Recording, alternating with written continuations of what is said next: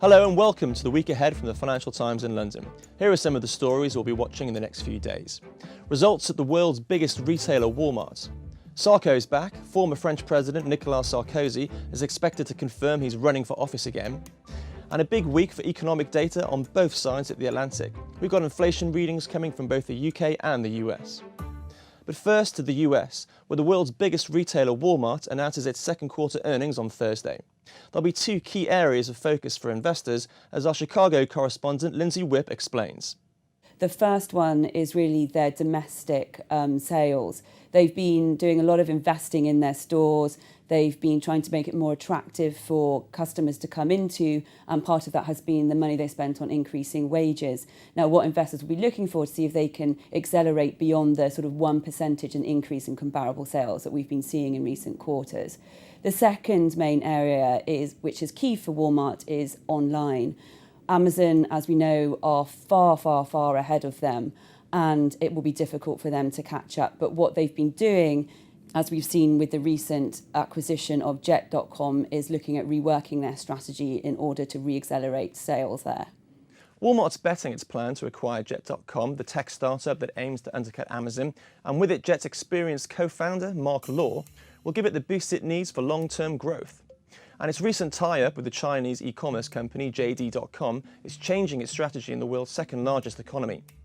Consensus estimates from Bloomberg for the second quarter point to overall revenue growth of 0.1% to $120.3 billion, but a 5.1% drop in earnings.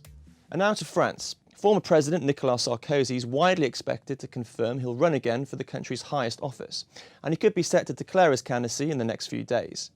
Recent opinion polls show Mr Sarkozy closing ground on the former Conservative Prime Minister Alain Juppé, his chief rival in the race to win the Republicans' presidential nomination in November.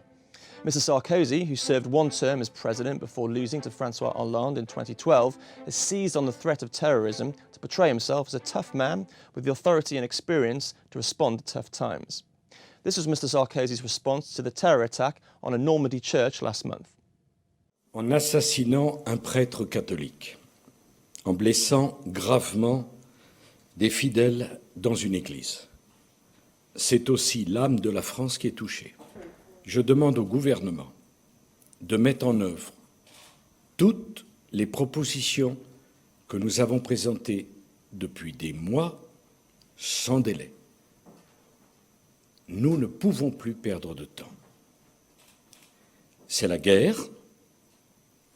Et il n'y a pas d'autre choix que de la mener et de la gagner.